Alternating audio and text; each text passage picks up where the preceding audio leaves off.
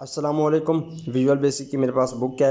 इसमें हमने chapter number 1 complete को डिस्कस करना है और उन आर्टिकल को डिस्कस करना है जो कि यूनिवर्सिटी के लिहाज से इम्पोर्टेंट हैं और वो पेपर में कई दफ़ा आ चुके हैं।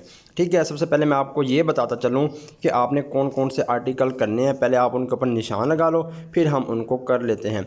ये आप देख लें कि रेड पॉइंट से बाल पॉइंट से जो भी निशान लगे हुए हैं वो आप लोगों ने सिर्फ आर्टिकल करने हैं यूनिट नंबर 1 में से। ठीक है, आज सिर्फ मैं यूनिट नंबर 1 ही आपको करवाता हूँ। इंशाल्लाह अगली वीडियो में हम यूनिट नंबर 2 को डिस्कस करेंगे। ठीक है, यूनिट नंबर 1 के ये आर्टिकल हैं 1, 2, 3, 4, 5, 6, 7, 8, 9 और 10। बस आपने 10 आर्टिकल यूनिट नंबर 1 से करने हैं। अब सबसे पहले हमारे पास आर्टिकल नंबर है what is difference between flow chart and algorithm. ये है हमारे पास आर्टिकल नंबर 1.4.4। ठीक है, पेज नंबर हमारे पास 9 है, तो हम इसको ओपन कर लेते हैं। तो इसको हम आज डिस्कस कर लेते हैं। देखें, पहला जो हमारे पास आर्टिकल है यूनिट नंबर 1 का, उसमें डिफरेंस दिया हुआ है फ़्लो चार्ट और एल्गोरिथम का। अब सबसे पहले तो आपको ये पता होना चाहिए कि फ़्लो चार्ट क्या होता है और एल्गोरिथम क्या होता है। ठीक है, लफ्ज़ फ़्लो, ठीक है, और फिर है चार्ट। फ़्लो कहते हैं बहाव को, चार्ट कहते हैं ग्राफ को। ग्राफ का बहाव जो कि किसी की सूरत में होता है, एक सिंबल की सूरत में होता है। ठीक है, आप इनको चार्ट के बहाव को सिंबल की सूरत में ड्रा करते हैं और इसको फिर यूज़ करते हैं और लिखते होते हैं। उसके बाद आपको पता होना चाहिए एल्गोरिथम क्या है। एल्गोरिथम कहते हैं सिंपल वर्डों के मजमूए को जो आप एक एल्गो की फॉर्म में लिखते हैं उनको, जो ठीक है हो गया। तो अब हम इनका जो डिफरेंस है वो बयान कर लेते हैं कि डिफरेंस क्या है। फ्लो चार्ट क्या होता है कि standard symbol are use to design flow chart. Flow chart को बनाने के लिए हमारे पास कुछ सिंबल हैं, स्टैंडर्ड हैं उनका, उनको इस्तेमाल करते हैं। और एल्गोरिथम क्या होता है, simple English is use to write algorithm. और सिंपल इंग्लिश को इस्तेमाल करते हैं किसी भी एल्गोरिथम को राइट करने के लिए, मतलब कि लिखने के लिए। उसके बाद flow chart is more time consuming, क्योंकि फ़्लो चार्ट में सिंबल होते हैं तो सिंबल को ड्रा करना एक डिफ़िकल्ट काम होता है और इसको टाइम भी लग जाता है। ठीक है, लेकिन जो हमारे पास एल्गोरिथम होता है इसको ड्रा करने में क्या होता है, कोई टाइम नहीं लगता। ठीक है, क्योंकि इसमें हमने जस्ट सिंपल इंग्लिश लिखनी होती है, अपने अल्फाज लिखने होते हैं, तो वो ड्रा करना हमारे लिए कोई मुश्किल नहीं होता। अच्छा, it is difficult to modify. Modify कहते हैं अपडेट को, तब्दीली को, क्योंकि अब हमने फ़्लो चार्ट में सिंबल ऑलरेडी बना के रखे हुए होते हैं। तो क्या होता है कि अगर हमने उनमें कोई तब्दीली करनी है, कोई गलती हो गई है, तो हमें वो सारे सिंबल ख़त्म करने पड़ते हैं, तो इसलिए इसमें मॉडिफाई डिफ़िकल्ट होती है। अच्छा, उसके बाद है algorithm is easier to modify. इसको मॉडिफाई करना आसान है क्योंकि इसमें हमने अपने सिंपल इंग्लिश के वर्ड लिखे हुए हैं। तो इसमें अगर हम क्या करेंगे, मॉडिफिकेशन करेंगे तो वो इजीली हमारे पास हो जाएगी। ठीक है, अच्छा, उसके बाद हमारे पास है G it is a graphical representation. ये हमारे पास क्योंकि ग्राफ की सूरत में होती है, तस्वीरों की सूरत में, और ये हमारे पास स्टेप बाय स्टेप प्रोसीजर होता है किसी भी मसले को हल करने के लिए। तो एक आपका आर्टिकल कंप्लीट हो गया। आप चलते हैं अगले आर्टिकल की तरफ। अगला अब जो आर्टिकल हमने करना है वो हमारे पास है low level language, high level language और इनकी टाइप्स। ठीक है, अब आपने पहले भी मेरे ख्याल से आप पढ़ चुके होंगे कि लो लेवल लैंग्वेज कौन सी होती है और हाई लेवल लैंग्वेज कौन सी होती है। लो लेवल लैंग्वेज वो होती है जो कि कंप्यूटर की लैंग्वेज है, जो कि मशीन लैंग्वेज है। कंप्यूटर की अपनी ज़बान क्या कहलाती है, लो लेवल लैंग्वेज कहलाती है, और जो हमारी ज़बान है वो हाई लेवल लैंग्वेज कहलाती है। ठीक है, तो ये इसका थोड़ा आइडिया हो गया आपको कि प्रोग्रामिंग लैंग्वेज हाई होती है और लो होती है। लैंग्वेज दो किस्म की होती हैं हमारे पास। अच्छा, अब प्रोग्राम लैंग्वेज क्या होती है। प्रोग्राम लैंग्वेज हमारे पास कुछ वर्ड होते हैं, सिंबल होते हैं, कोड होते हैं जो कि प्रोग्राम लिखने के लिए इस्तेमाल किए जाते हैं। ये प्रोग्रामिंग लैंग्वेज में लिखा हुआ है। ठीक है, ये इसकी डेफिनेशन यहाँ तक लिखी हुई है। अच्छा, अब इसकी 2 टाइप्स हैं, एक को हम कहते हैं हाई लेवल, ठीक है, और एक को हम कहते हैं लो लेवल। अब लो लेवल लैंग्वेज कौन सी होती हैं। These languages are near to computer hardware and far from human languages. ये ऐसी लैंग्वेज होती हैं जो कि इंसान के तो करीब होती हैं लेकिन कंप्यूटर के हार्डवेयर से क्या होती हैं, कंप्यूटर हार्डवेयर के करीब होती हैं लेकिन इंसान से दूर होती हैं। Computer can understand these language easily. Computer इन्हें आसानी से समझ लेता है। अच्छा, राइटिंग का program in low level languages require deep knowledge of the internal surface of a computer hardware. क्या होता है, हमें डीप नॉलेज होना चाहिए कंप्यूटर हार्डवेयर के बारे में अगर हम इसमें प्रोग्रामिंग वगैरह कर रहे हैं तो। अच्छा, अब इस लो लेवल लैंग्वेज की कुछ टाइप्स हैं पड़ी। एक है मशीन लैंग्वेज जो कि मशीन की अपनी लैंग्वेज है। ठीक है, 0-1 है बाइनरी, वो मशीन लैंग्वेज कहलाती है। उसके बाद है जी असेंबली लैंग्वेज। ये एक स्टेप हायर होती है इस मशीन लैंग्वेज से। इसमें इसी को हम निमोनिक्स भी कहते हैं। ठीक ठीक है, और ये हमारा सेकंड जनरेशन लैंग्वेज कहलाती है। अच्छा, उसके बाद है अब हम बात करते हैं हाई लेवल लैंग्वेजेस की। A type of language that is close to human language is called high level language. ऐसी लैंग्वेजेस जो इंसान के करीब होती हैं लेकिन कंप्यूटर मशीन से दूर होती हैं, ये हमारे पास हाई लेवल लैंग्वेजेस कहलाती हैं। ठीक है, हर प्रोग्रामिंग लैंग्वेज के कुछ रूल्स होते हैं जिन्हें हम सिंटैक्स कहते हैं। ठीक है, तो ये एक आर्टिकल आपका था, दूसरा आर्टिकल जो कि आपने कर लिया। अब चलते हैं तीसरे आर्टिकल की तरफ। चैप्टर नंबर 1 में हमने 10 आर्टिकल करने हैं। अब अगला आर्टिकल है वो है टाइप्स ऑफ कोड्स। ठीक है, टाइप्स ऑफ कोड क्या है कि कोड हमारे पास दो तरह के होते हैं, एक हम कहते हैं सोर्स कोड, एक हम कहते हैं ऑब्जेक्ट कोड। ठीक है, अब देखो फॉर एग्जांपल आपके पास सॉफ्टवेयर होते हैं, प्रोग्राम होते हैं, जितने भी किस्म के हैं। अब उनका आपको कोड दिया जाता है, वो नहीं दिया जाता, आपको जस्ट एग्जीक्यूटेबल फाइल दी जाती है जिसे आप ओपन करते हो और इस्तेमाल करना शुरू कर देते हो। जैसे व्हाट्सअप है तो व्हाट्सअप का आपको आइकन दिया जाता है, ना कि उसकी कोडिंग दी जाती है। ठीक है, जो उसकी कोडिंग है वो उसका ऑब्जेक्ट कोड है, जो उसका नाम है वो आपका सोर्स कोड हो गया। ठीक हो गया। अब देखो source code is a computer programming written in a high level language.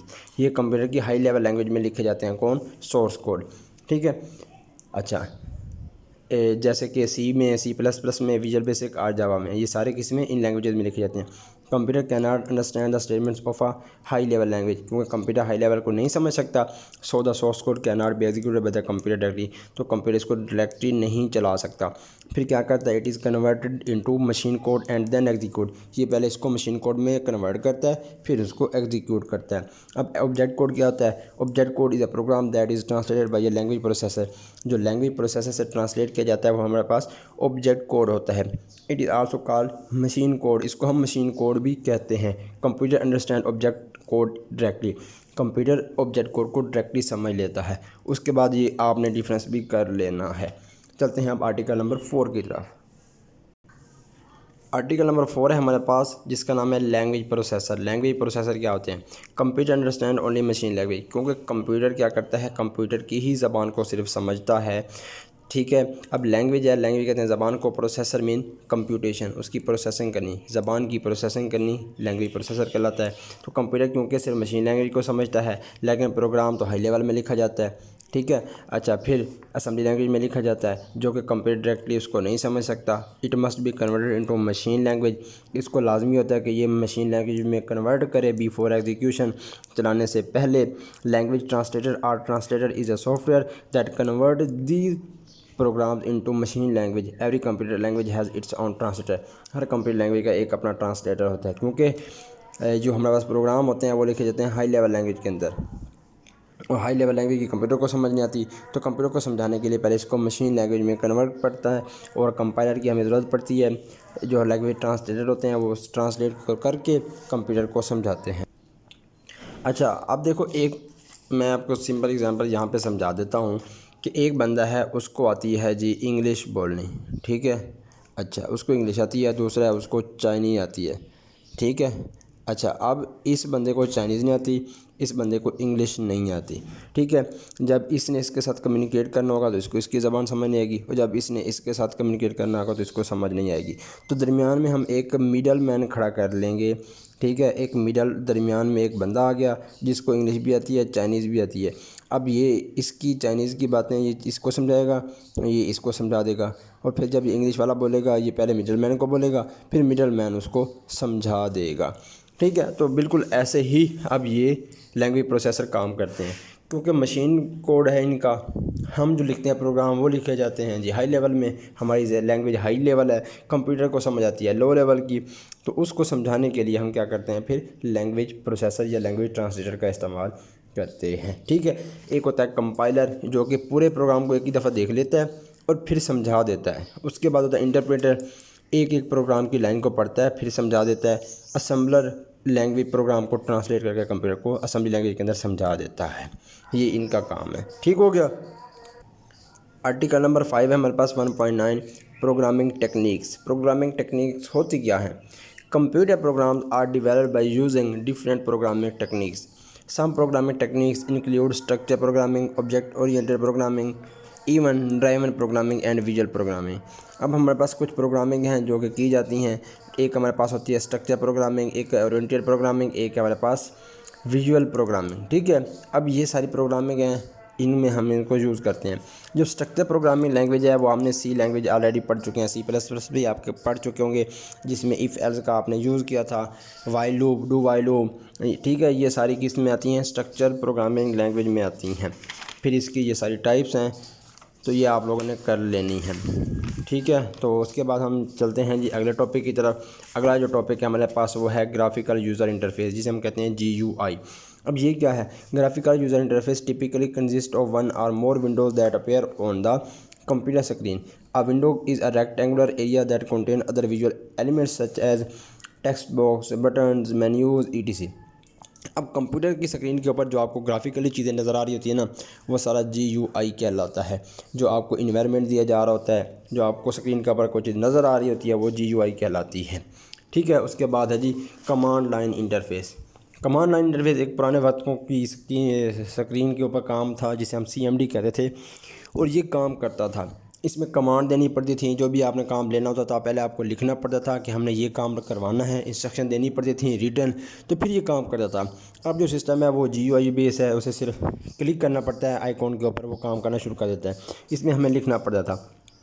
In a command line user interface, the user enter data and instruction by typing keywords or pressing special keys. A set of commands used to interact with the computer is called command language, ठीक है।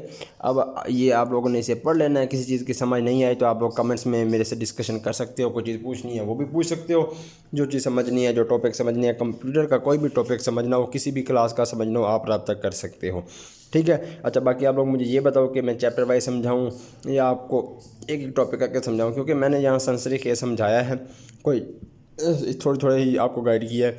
अगर मैं सारा पढ़ाने जाऊँ video लंबी हो जाती है तो फिर मसला हो जाता है। अगर आपने एक एक टॉपिक समझना है तो वो भी मुझे बता दो, अगर फुल चैप्टर समझना है तो वो भी बता दो। तो इस तरह मैं आपको चैप्टर 1 फिर चैप्टर 2 सारे इसी तरह एक एक करवाता रहूँगा, ठीक हो गया। तो मिलते हैं इंशाल्लाह अगली वीडियो में। अल्लाह हाफिज़।